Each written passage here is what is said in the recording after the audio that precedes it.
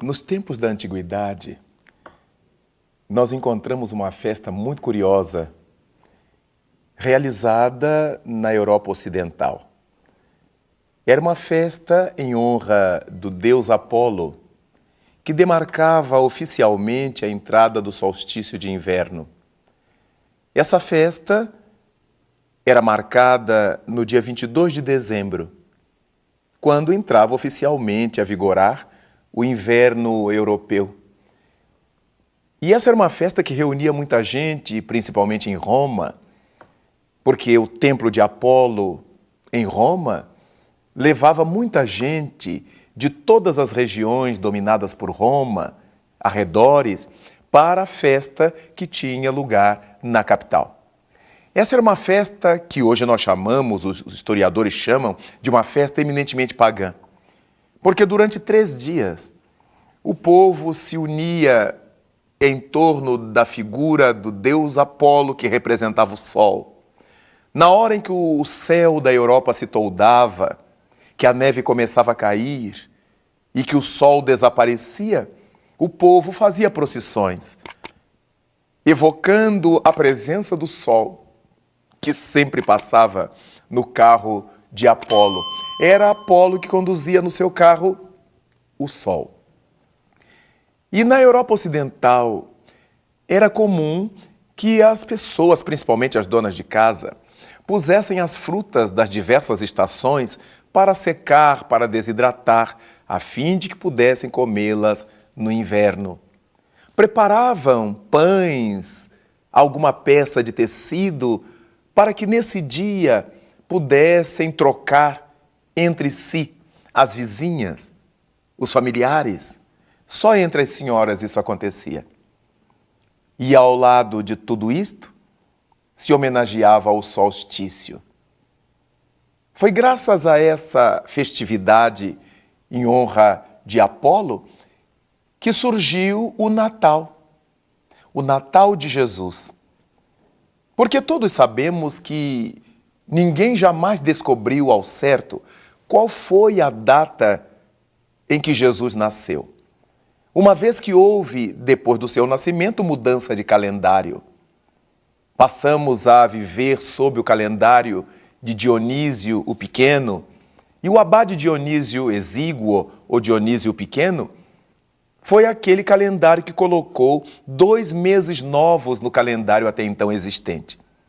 Os meses de julho e agosto, os 2 com 31 dias, em homenagem ao imperador Júlio César, ao imperador Augusto, e como os 2 eram meses em homenagem aos 2 grandes imperadores, não podia um ter mais dias que o outro.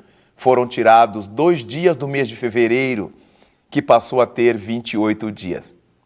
Ora, nesse trabalho de calendário, ninguém jamais ficou sabendo qual foi realmente a data em que Jesus nasceu. Alguns povos do Oriente admitem que ele tenha nascido em outubro, outros em janeiro, outros em dezembro. Mas isso é de só menos importância.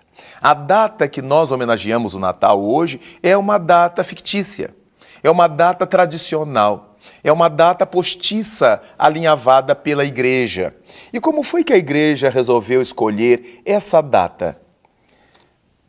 A Igreja Católica entendeu que, sendo Jesus Cristo um grande Senhor e que merecia uma grande homenagem, deveria ser feita tal homenagem num dia em que se reunisse o maior número de pessoas em Roma. Deveria ser uma festa já existente para atrair a Roma um número enorme de visitantes. E se pensou exatamente nessa festa do solstício, que trazia muita gente a Roma. Durante 3 dias o povo comia, bebia à vontade em torno do templo de Apolo, nas famosas barraquinhas, que não são coisas atuais, não são coisas modernas, são coisas muito antigas. E porque Roma tinha vários vomitórios pela cidade, o povo comia, descarregava para tornar a comer. E durante 3 dias era uma festa verdadeiramente pagã, de comidas e de bebidas sem limites. Ora, no 3º dia da festa do solstício, dia 25 de dezembro, então se dava a grande procissão, com a imagem do deus Apolo, que rodeava o templo e voltava ao seu altar, sob a ovação do povo excitado, ébrio, feliz a seu modo, naquela festa notável do solstício. A partir daí, a festa de Jesus Cristo foi realizada no solstício de inverno, em dezembro, na Europa Ocidental. Desde aí, o mundo cristão passou a admitir que Jesus Cristo nasceu no dia 25 de dezembro. É para nós uma data simbólica. Não é verdadeiramente nessa data que Cristo veio à Terra, que Jesus veio ao mundo, mas nós nos acostumamos a essa data. Ela já tomou lugar no nosso íntimo, na nossa consciência cultural. Por causa disso, não há nenhum problema em escolhermos qualquer data para homenagear a vinda do nosso Mestre ao planeta.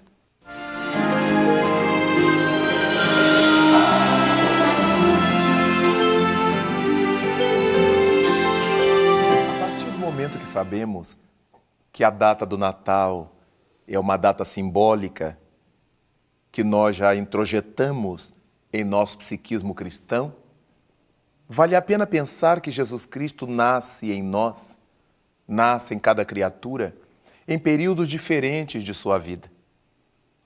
Um notável escritor paulistano escreveu num dos seus contos, num dos seus trabalhos, uma página intitulada Jesus nasceu, onde e quando. Essa página veio assinada por Vinícius, que era o pseudônimo de Pedro de Camargo. E nessa mensagem ele procura situar, por exemplo, na vida de Maria de Magdala, quando foi que Jesus nasceu para ela. Não nasceu em nenhum 25 de dezembro. Nasceu naquele dia em que retirou-a da prostituição, para dar-lhe uma vida notável, de respeito, de autorrespeito.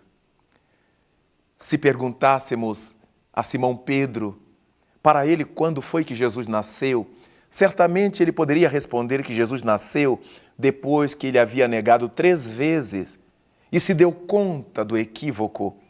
E quando o Mestre apareceu para ele, abrindo-lhe os braços, como se nada houvesse acontecido, em nome do amor e do perdão. Jesus nasce para cada uma de nossas criaturas humanas, para cada um de nós, num momento diferente, no momento da dor, da morte, da dificuldade financeira, da enfermidade de um parente, de um filho, numa hora de desespero ou num momento de grande ternura e de imensa paz. Logo, é importante que o Natal seja mais do que uma festa em honra do comércio e das vendas de final de ano. Importante que para nós o Natal seja uma festa de intimidade, de coração, de família, de amor. É natural que podemos aproveitar essa data do Natal que o mundo comemora, que a Igreja instituiu, para reunir a nossa família. Todas as datas que pudermos usar para o bem, será uma boa data para o bem. Reunir a família, jantar, almoçar, trocar mimos, nenhum problema. O que nós deveremos ter cuidado é de não transformarmos o Natal na troca de presentes. Não convertermos o Natal na mesa farta de comidas e de bebidas. Não, não é isso o Natal. Nós nos valemos da data do Natal para fazer essa confraternização, conscientes de que o mais importante do que todos os presentes que troquemos, todas as comidas que tenhamos e bebidas que bebamos, o mais importante é abrir a nossa intimidade, a nossa gruta do coração, para que aí então Jesus possa nascer. Seria válido cada qual de nós se perguntar: será que na vida que eu levo, do jeito que eu levo, Jesus já nasceu para mim? Será que Cristo corresponde para mim uma realidade vivencial? Ou ainda é um mito reverenciado nos altares, dependurado no pandantif? O que é Jesus para mim? Então, nesses tempos de tantas adaptações, quando o mundo atual converteu Jesus Cristo num produto vendável, num produto comprável, cada cristão autêntico, cada cristão consciente do quanto representa para si a mensagem do Nazareno, se possa perguntar: será que eu já permitir que ele nasça em meu coração? Será possível Jesus Cristo já existir em mim?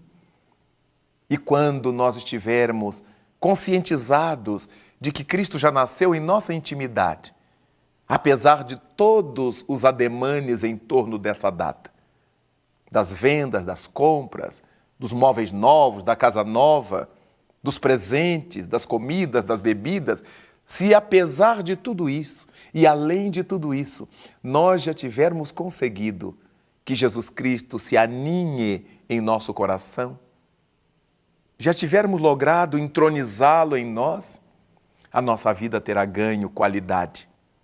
Porque é necessário, como estabeleceu João o Batista, conforme as notas de João o Evangelista 3:30, é necessário sempre que ele cresça e que eu diminua. Na medida em que vamos permitindo que o Cristo cresça em nós, através de nós, a partir de nós, é natural admitir que vamos crescendo com ele. Quando desejamos crescer sem a presença de Cristo em nossa vida, crescemos como cauda de animal, crescemos para baixo e naturalmente nos tornamos pessoas infelizes. O Natal de Jesus não pode ser uma mera comemoração de mesas e de comércio, de trocas e de folguedos, mas deverá ser um momento de profunda reflexão, de penetração, de introjeção, para verificarmos se já somos capazes de nos converter intimamente na cuna, no berço em que nasceu o celeste amigo.